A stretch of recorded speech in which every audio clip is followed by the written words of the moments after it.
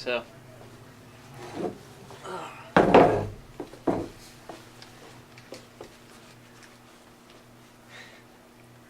so, what is your name and what is your job at CRBI? My name is Joe Cook. I'm the Advocacy and Communications Coordinator with CRBI.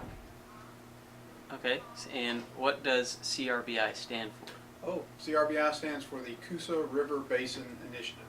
We're the Upper Coosa River Keeper, in charge of taking care of about a 5,000 square mile river basin that stretches from southern Tennessee down into north metro Atlanta, over into Polk County, and all the way over into Weiss Lake in Alabama.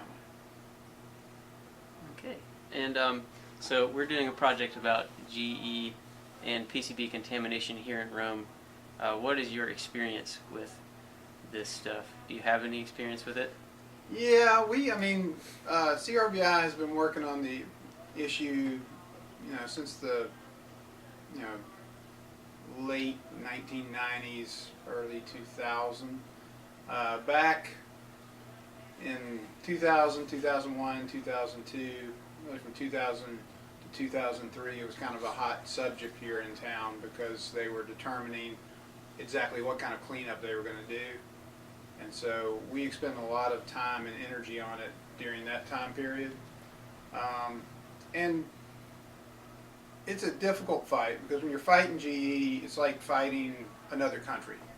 Yeah. They have more lawyers, they have more scientists, they have more resources, certainly than the small nonprofit organization like CRBI has, and even more resources than the state and federal environmental regulators have.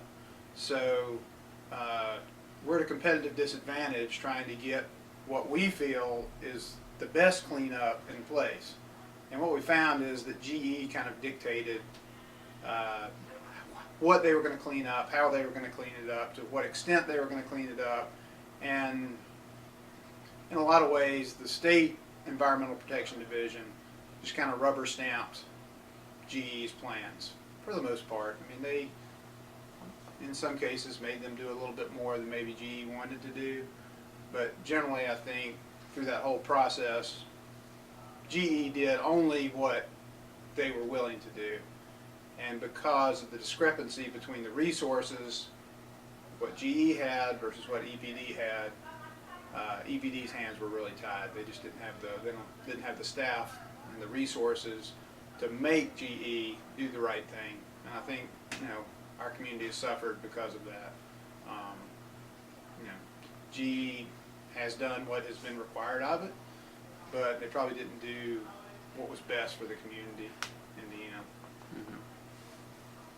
end. So, back to PCBs. How do PCBs actually affect wildlife and or the human populations that are exposed to them? Well, the big thing is that PCBs stick around forever. They don't easily break down in the environment. So what has happened is they've gotten into our streams and into our rivers, and they bioaccumulate. So they get in the sediment, the little critters get contaminated, the little fish eat the little critters, the little bit bigger fish eat the smaller fish, and then the big fish eat the medium-sized fish. And so what they found by doing fish tissue samples is that the PCBs accumulate in the really large fish. So what's happened is a lot of the fish in our rivers, especially the big fish, are contaminated with PCBs, and therefore they are unsafe to eat, and these unsafe to eat on a regular basis. So you also see not just the big fish with lots of PCBs, but your other predators like your blue heron, your osprey. Those animals that feed on the fish also can have high levels of PCBs. So basically it sticks around forever, and it bioaccumulates in the food chain, and then when we get around to eating them, we intake those PCBs as well. And it's not really a problem for the vast majority of the population, because we don't eat fish from the Coosa River on a regular basis. But there is a very small portion of our population for whom fish from the Coosa River makes up a large part of their diet. And so those are the ones that are most at risk.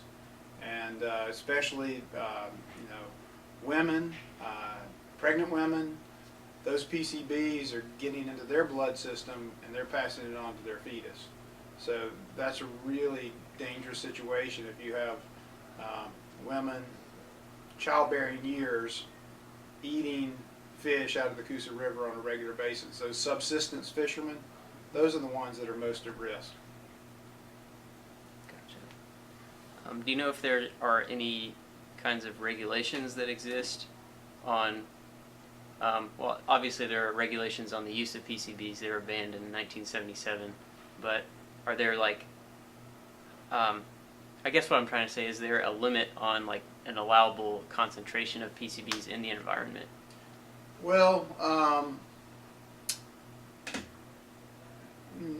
no, not really. What they looked at when they were really trying to figure out, well, what all do we need to do to make our river safe and clean these PCBs up, is they looked at how much PCBs were in the sediment in the river, and they took sediment samples and they analyzed those sediment samples to figure out how much PCBs were in the sediment. And in other places, regulators have forced EPD to dredge, have forced GE to dredge the bottom of rivers and suck up all that sediment and treat it and get all the PCBs out. What they determined here is that the PCB levels in the sediment were not high enough to warrant that, and determined that that was not the best solution for cleaning up the PCBs. As far as PCBs in fish, there is a state limit, and if the state periodically tests fish tissue, and they have a limit, and if the levels in the fish are above that limit, then that's when they do the fish consumption advisories, where they tell anglers, you should only eat this size fish once a week, or once a month, or never. There's some guidelines that the state has implemented to try to protect human health through that the consumption, and that's the primary avenue where we're at risk, is by eating contaminated fish. As far as a specific limit, there were limits, for soil. If PCBs are found in soil at a certain level, then they have to be reported, and a cleanup may be required. So there were some limits in there. I don't know exactly what they are, but there were limits for how much PCBs it's considered safe to have in soil, or sediment and that sort of thing. Gotcha. Do you know how often the fish surveys are done in regards to like PCBs in their tissue? I don't know specifically. I think they're done every year. You'd have to check with EPD and their toxic fish guy. Can't remember what his name is. He's in the PCB report. But he can tell you exactly how often they do it. They may not, the way EPD is funded, EPD got $1 million less from our state legislature this year than they did 10 years ago, when we had 1 million fewer people in this state. So funding for EPD is chronically poor. EPD is chronically understaffed, chronically underfunded. It's quite a large possibility that they aren't doing the testing as frequently as they once did, because they just don't have the resources that they once did. Gotcha. So through some research that our group has done, we've heard tales about a SPLOST proposition in like the early 2000s that would have refurbished the lock and dam on the Coosa River. Yeah. And it was voted on and approved, but then canceled. Do you have any information on this, or can you elaborate on what happened? Yeah, it was basically canceled because they found lots of PCBs in the sediment there at the lock. And so to refurbish the lock, it was going to require a major hazardous waste cleanup, basically, to get all those PCBs out of there. And when they found that out, they kind of backed off of it and said, well, it may not be worth doing this. And there were also other issues with restoring the dam there. There was a lot of pushback from fishermen, because if you raise the dam there, that can block the migration path for striped bass. And so the Coosa is one of the only places in the country where landlocked striped bass still reproduce naturally. Striped bass are fish that swim upriver from the oceans and spawn in our rivers, and because of dams, they've had their habitat fragmented and cut off. But the striped bass actually come up from Weiss Lake and they spawn right here in downtown Rome. And it's one of the few places where landlocked striped bass still reproduce naturally. So there was a lot of pushback from the striped bass anglers, and they were concerned about raising that dam and restoring the lock. And really, the idea was that if we opened the lock back up, we would see boat traffic between Weiss Lake and downtown Rome, and there could be a marina in downtown Rome. That may not have been a realistic plan, because it's, it would, to travel from Rome to Weiss Lake would take, in a boat, would take a really long time. You can drive your car with your boat on the trailer over to Weiss Lake and be there in, 30, 40 minutes from downtown Rome. So there were other issues that were going on there that kind of killed that plan to refurbish the lock and dam and raise the dam there. So, but one of the big issues was finding the PCBs and realizing, oh, if we're going to do this, then we're going to have to clean all that gunk up. And so that kind of was, I guess, the death nail to it. Gotcha. It's kind of like the Hudson River, right? Yeah, I mean, they've done a lot more on the Hudson River than they've done on the Coosa. I think on the Hudson, the regulators actually required GE to do some dredging and get all the PCBs up out of the river. And again, we could have done that here. Might have been a good idea, but that would have required EPD really putting their foot down and really holding GE's feet to the fire, and EPD wasn't going to do that. Yeah. Do you have any information on what the status of the cleanup is currently? You talked about it a little bit. But Yeah, we have not been following it as closely as we did 10, 12 years ago.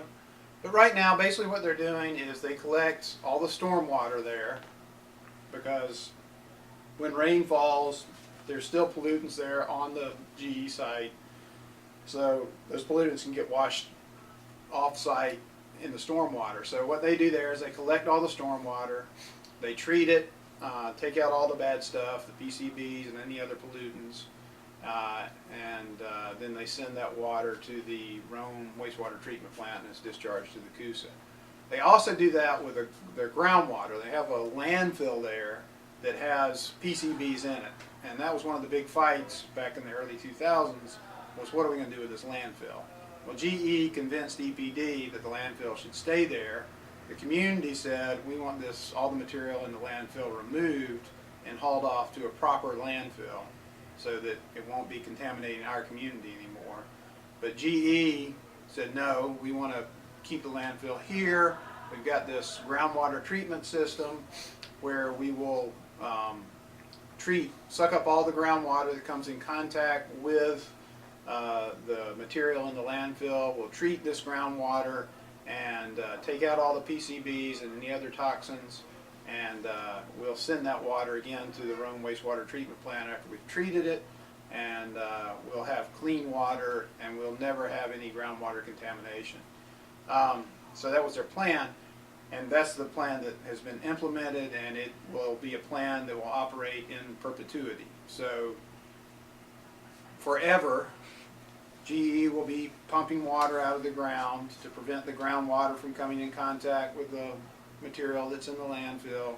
They will perpetually be treating that water and taking all the PCBs out of the groundwater. The problem with that is that makes that piece of property right in the middle of the town, we can't use it for anything. That property has basically been taken off the table for any future development. It's just, this toxic waste site that we have in the middle of our town that we can't do anything with. So that was one of the big problems with leaving the landfill there. If they had dug up the landfill and taken it off, then there might be the potential that we could reuse that property and redevelop it for something else that would benefit the community. And again, that was a situation where EPD could have forced GE to do something more for the community, but without the resources, without the manpower, without the political will, they just didn't do it. And so our community is stuck with a toxic waste site in the middle of our city forever and ever and ever and ever. Yeah, that's stupid. Yeah. It is what it is. Yeah.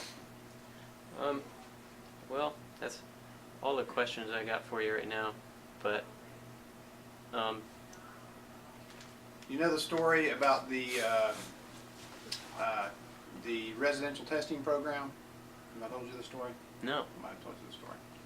So one of the issues that we really fought hard on is getting GE to do a comprehensive study of all the homes where PCBs, the Paranol oil that contained the PCBs, might have been used to treat homes for termites or dust suppressant and that sort of thing. It was distributed to GE employees, anybody that wanted it could take it home, and they used it around their homes for treating the house to prevent termites and that sort of thing. It was considered to be a good thing. It was considered a good dust suppressant, so people spread it on dirt roads to keep down the dirt and the dust, and so it really went. We don't know where it went. It could have been anywhere, but we do know that it was primarily GE employees that took it home and used it around their homes. And GE knows who worked for them. They know where those people lived. They've got all those records.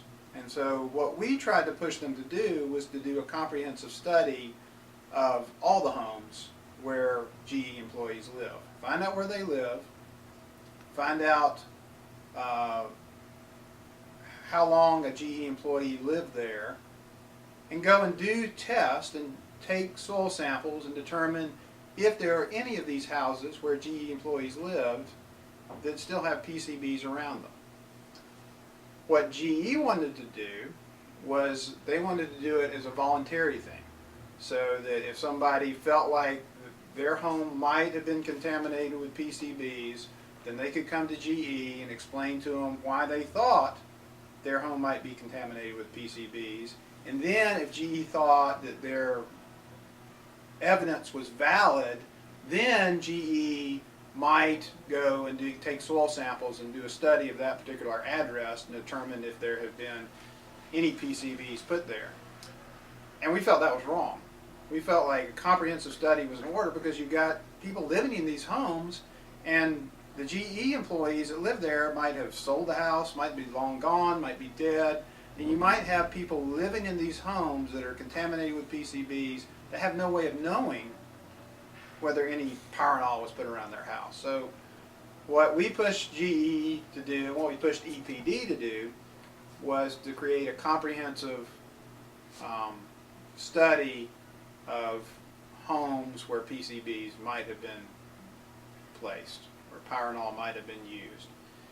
And we presented that to EPD, and I had a phone conversation with one of the people at EPD that was working up here in Rome. And I asked him, I said, this is really not, this is not a comprehensive program. This is kind of lame that you're allowing GE to just do it on this voluntary basis. We want comprehensive and mandatory test of all the homes where GE employees might have lived. And the GE employee told me, well, we know that this is not the best that we can do, and we wish we could get them to do more, but it's the best that we can get them to do. We know it's not the best, though. We understand that. So the next week after I had had this conversation with the person that was in charge of this residential testing program with EPD here in Rome, we went before the city commission, and we are urging the city commission to pressure EPD and GE to do a comprehensive study of residences. And GE knew we were going to be there to get the city council to make that recommendation, and EPD knew we were going to be there. And during that meeting, we got up, CRBI got up and said, we really need a comprehensive residential testing program. What we have in place is not adequate, and we want the commission, we want the city commission to ask EPD to do more. Well, after we got up and spoke, the very person from EPD that I had talked to the week before, who had told me that the residential testing program was not adequate, they knew it was not adequate, but it was the best that they could get GE to do, stood up before our city commission and told our city commission that the residential testing program was, quote, I quote, the shining star of EPD's work here in Rome. And at that point, we realized that we were fighting a losing battle, because GE was dictating what was going to take place, and EPD was essentially powerless to make them do anything more. EPD lacked the resources, they lacked the staff, and they probably lacked the political will to get tough with GE and force them to do the right thing. So here we are, a decade later, and GE is doing what they have to do, but I think the community didn't get all that we should have gotten, and that's unfortunate. So. Yeah. Well, Is that good? that's good. All righty. Do you want to try to get some shots of scrapbooks? Sure. I think that'd be a good Or idea. sewage standards. I'm just gonna leave this one.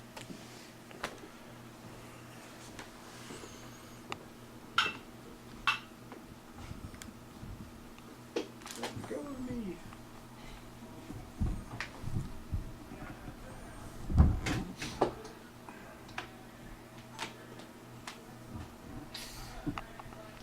And the guy that wrote all these stories, Jason Landers, he was a young guy.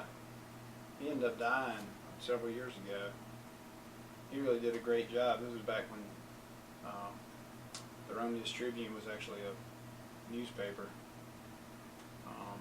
They had the staff to do, kind of extensive investigations and whatnot. But those days are over.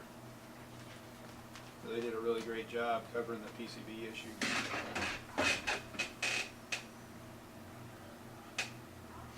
We did get down recently, though. We were able to get some improvements with the permit out there. So they have a permit that does the groundwater system, and it was up for renewal last year. I think it was last year. And we went out and met with GE. And so what they're required to do by EPD is measure the groundwater levels just twice a year. So the idea of this whole system for keeping the groundwater from being contaminated by the old landfill there is that they have to pump water out of the ground to keep the groundwater levels below the level of the landfill material, right? And so to ensure that groundwater is not coming in contact with the landfill, they got to pump. Well, to ensure that this is not coming in contact, you have to measure the groundwater levels. Well, in the permit with EPD, EPD only required them to report the groundwater levels twice a year.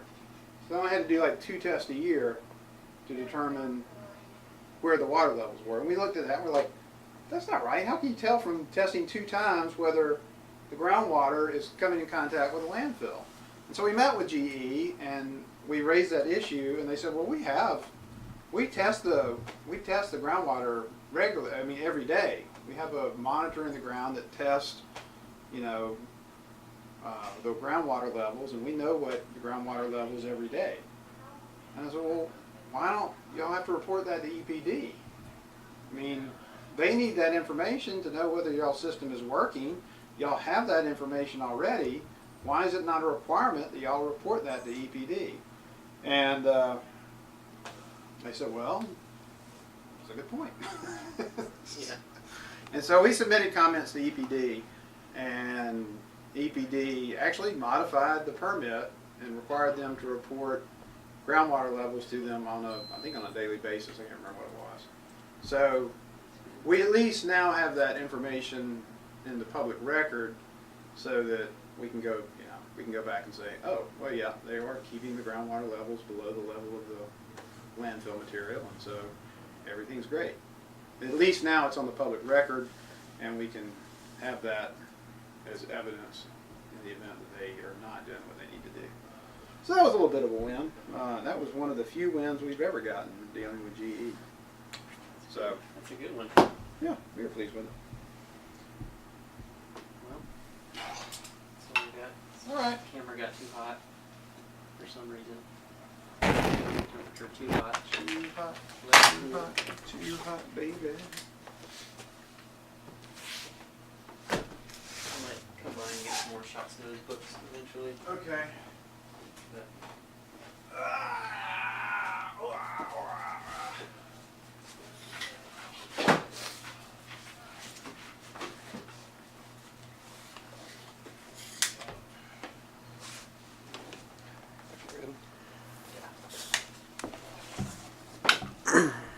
Yep.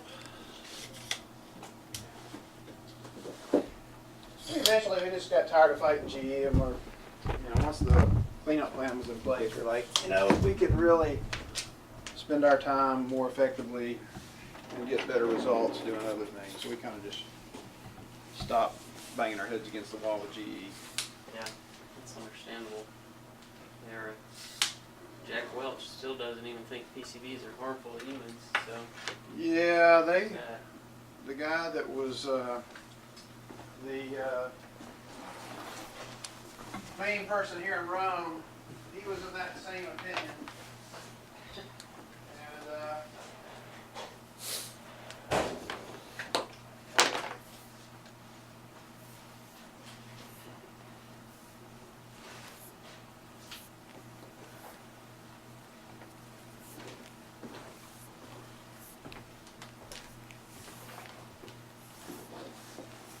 If you ever do come up here with shopping books, you can tell the story of a guy that threatened you.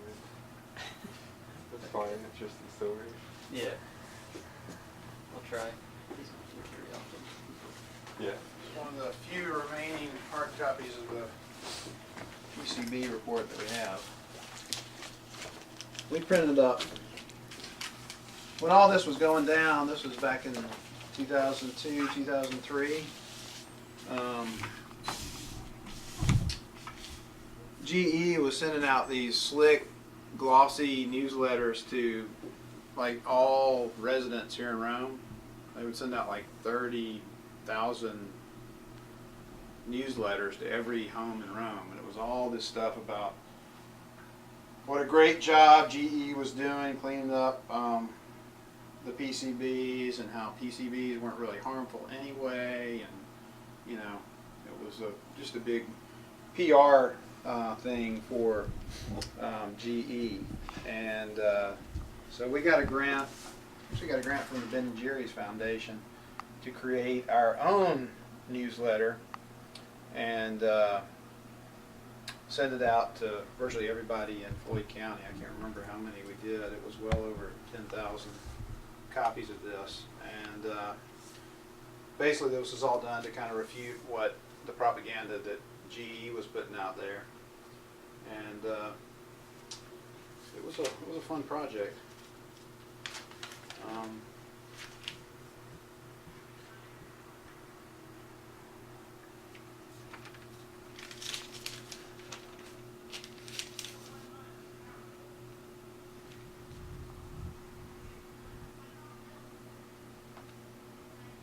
covered everything. Loss of tax revenue, the site, residential testing program.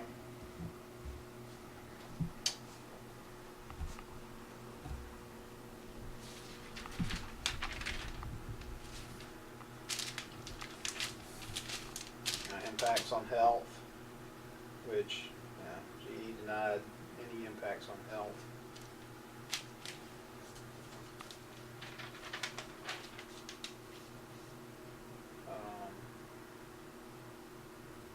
This is the landfill issue. One of the big issues with the landfill was that because of the karst geology around here, there's lots of fissures and voids and whatnot in the ground, and there's lots of avenues for groundwater to move around you don't have necessarily elsewhere. So that was a big issue with the landfill. And that was one reason we wanted them to dig everything up out of the landfill and move it, but they didn't.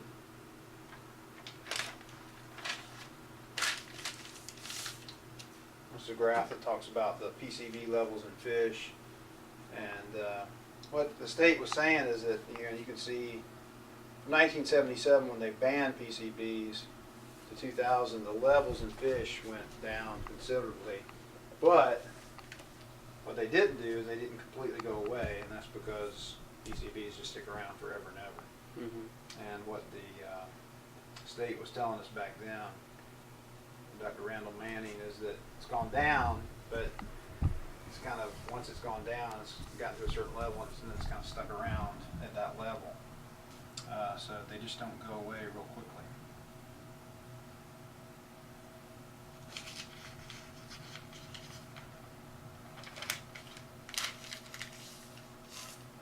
And then we did have several property owners here in Rome actually did take GE to court because of contamination on their property from it coming down the creeks. When the creeks flood, put PCBs in people's backyards. And I don't know whatever came of those lawsuits, but there were several property owners that did sue GE for impacting their property. You know anybody? Do you know any names off the top of your head? Or Well, if you check with Bob Fennell, he was the one that was representing most of them.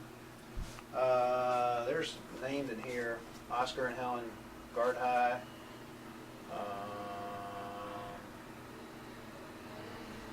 Alvin Jackson, Elvin Roundtree.